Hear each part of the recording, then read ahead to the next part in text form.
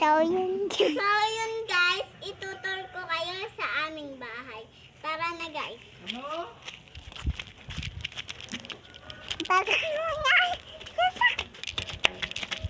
Ito pala ang aming tindahan. Ito lang guys. Ito guys, yung tindahan nila. Tapos may ano pa kami dyan.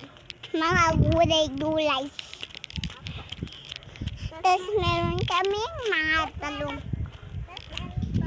Tapos meron pa pong gulay. Ayun po. Tsaka po ito. Tapos ito pa po. Ito Yan. po pa.